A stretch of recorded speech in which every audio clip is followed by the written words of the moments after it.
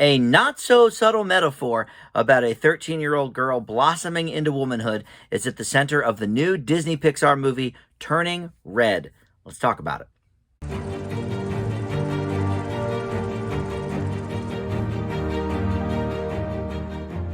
Hey guys, Dan here. This is Dan Reviews It, and welcome to my spoiler-free review for the new Pixar film Turning Red. And you can stream it right now at your home or on your phone or wherever you watch your streaming stuff. It is on Disney Plus right now. Yes, it premiered there. Disney decided to forego movie theaters and put it directly on Disney Plus for free, as they've been doing actually with most of the Pixar movies lately. Luca, Soul, they both premiered on Disney Plus for free. Onward was in theaters for, I think, a week or two before the pandemic hit in 2020, and so that was quickly put on Disney Plus. But it's interesting that the Disney proper movies, Mulan and Black Widow, Jungle Cruise, you have to pay $30 to see those for the first couple of months, and then they're free. But yeah, I don't know what the story is there. As somebody who works at a movie theater, it was very frustrating a few months ago when the call came down from Disney that they were going to put Turning Red right onto the streamer. But that is a video for another time. We could talk about that later, of course. But let's talk about this movie, Turning Red. Before we get there, I do want to welcome you into Dan Reviews, and thank you for finding this video. And please consider subscribing down below. Would love to have you aboard. And if you click that notification bell, you can get all of my alerts for new movie and TV reviews. And I pretty much do them all. So definitely something to check out if you are a movie fan. So, all right, let's get into this movie. Groundbreaking in many ways. First of all, let's talk about the director, because her name is Domi Shi, and she is the first ever female director solo for a feature film by Pixar. She's got a nice history with the company, though, because she is an Oscar Award winner for a short that she did for Pixar a few years ago called Bao. If memory serves, I think that was at the beginning of The Incredibles 2, which would have been 2018, I believe. So anyway, around that time, she came to the powers that be at Pixar and said, look, I have an idea for this thing. And she worked as like a storyboard artist and helped out on Inside Out and you know, some of their other movies around that time. So, she ended up directing this movie. So it's very, very cool. And it's, you know, the first Disney movie as well to follow a Chinese-Canadian family. We've got to explore all of the facets here of life. And yes, so this is a family really that we've never quite seen in a Disney or Pixar movie. So that, you know, makes it a little groundbreaking as well with that. But let's talk about the themes of this movie, because like I mentioned, there's sort of a not so subtle metaphor at play here at the center of this movie. So the movie focuses on Mei-Lin Lee, who is a 13-year-old girl who suddenly transforms into a giant red panda whenever she experiences any strong emotions such as excitement or anxiety. And I won't really tell you why that happens, because they get into that in the movie. I don't want to, you know, do spoilers really in that regard, but you'll find out as the movie goes along, you know, why exactly this is happening to her. You know, you and I know as the audience that it's happening to her because it's a big metaphor for becoming a woman and getting your first period and all of that. But to the character, it's, you know, a little bit different explanation that she gets, because it dates back to, you know, something with her ancestors. So, Rosalie Chiang plays the Mei-Lin character.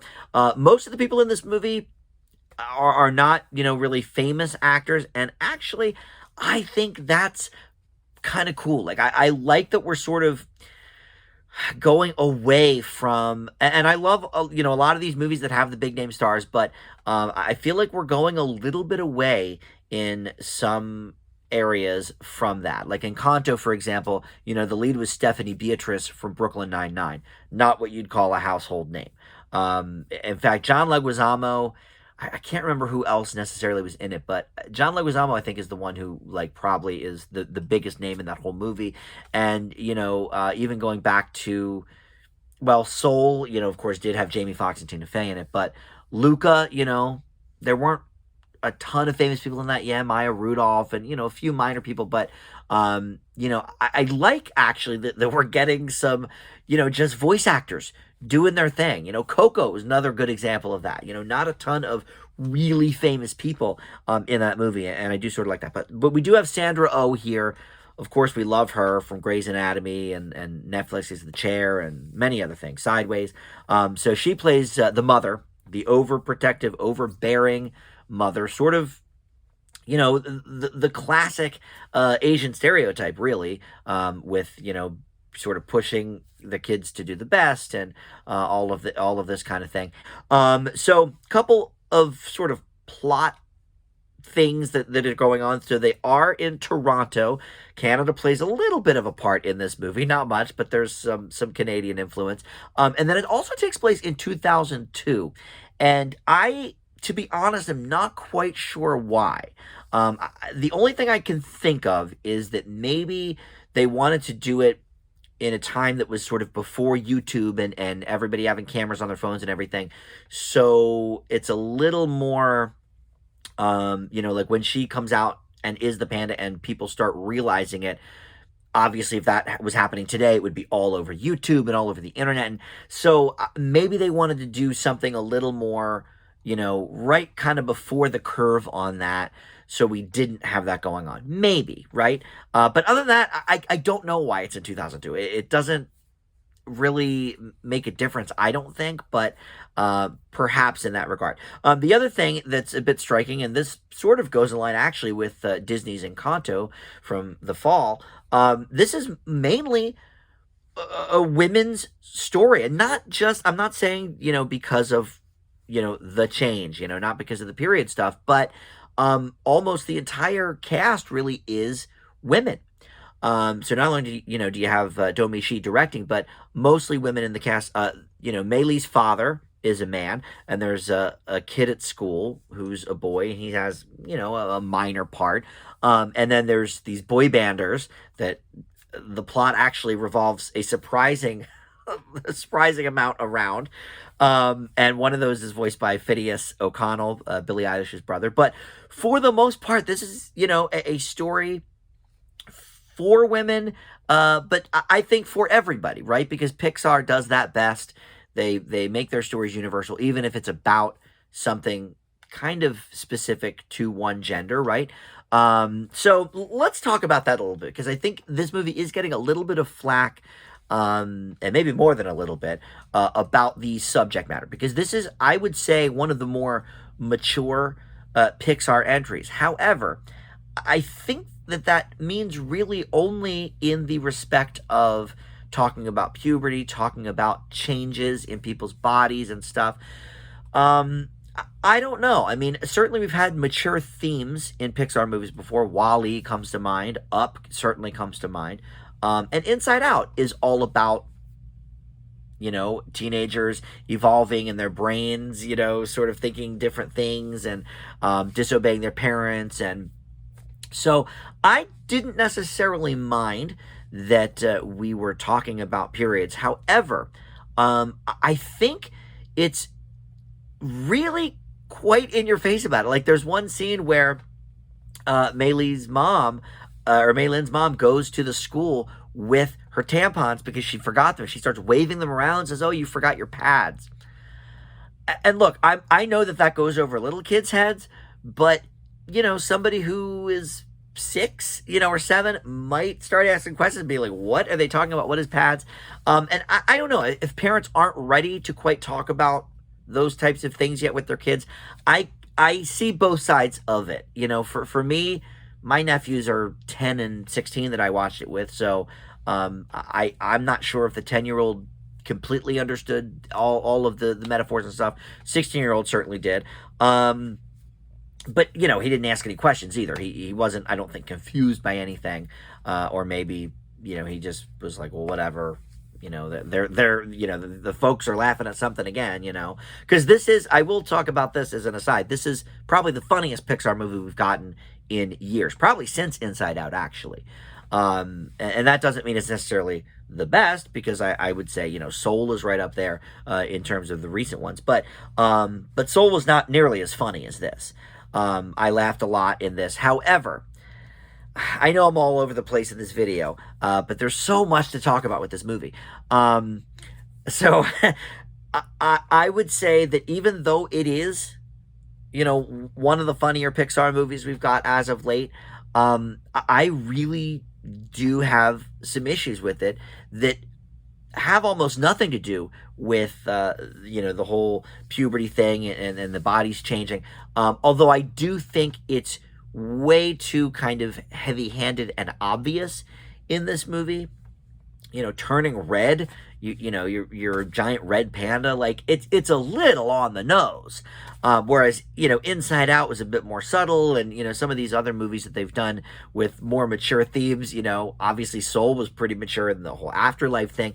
But I thought, I don't know, I don't want to say it was lazy, but it was just a little bit obvious and on the nose.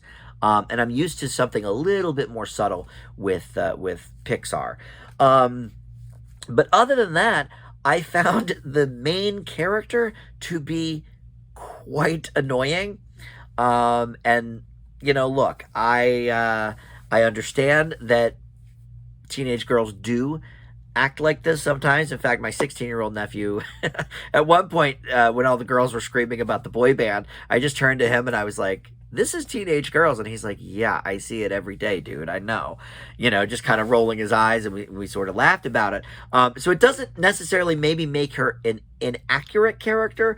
But I just was like, all right, dude, like, calm down, I don't know. It did not make me want to watch her journey, in part. Also, her friend group is kind of annoying too, and a bit one note. The one friend, just screams a lot, and the other one's sort of like, oh, kind of over it, like, what's that girl from Parks and Rec, Aubrey Plaza? She's sort of the snarky one. And, I do love the themes of friendship and togetherness and loving your friends in a completely platonic way, or not. It is Disney and Pixar, so there's, some sort of like gay undercurrents maybe within this friend group, but it's never really stated. So I love those themes of togetherness and everything, but I think this movie faltered in several, key ways here that I've kind of gone over. But that being said, it is the funniest Pixar movie in quite a while, so I do appreciate that. The animation is very nice as always. It's gorgeous to look at. But I still can't quite fathom why it's in 2002. If anybody has an idea on that, let me know in the comments.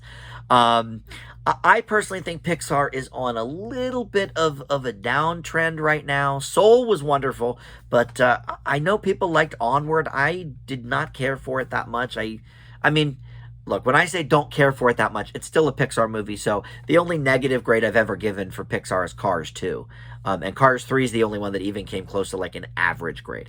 Everything else is B or higher. So, take that for what it's worth. But when I'm used to A+, A+, A+, A+, when we get a B or a B+, it is a little bit disappointing, I have to say. And I think we've gotten more than our share of those recently. Luca, I originally gave a B and then upgraded that to a B+. Onward, I gave a B, which I stand by. This one kind of falls in line with that. I'm going to leave Turning Red with a B. I know I jumped all over the place in this video, so please comment below with your thoughts on this movie, because, I think there's a lot going on here. But how did it work for you? My 6-year-old nephew, or my 10-year-old nephew, rather, I have to say, thought it was just okay. So, take that for what it's worth. He said the same thing about Tom and Jerry, and that was a bad movie. So, I think this movie is going to work more for, like, I don't know, 12 plus, the tween set and the adult set that can sort of see their children in this movie. I don't know. Little kids, I don't think this is the Pixar movie for them, to be completely honest, for a number of reasons.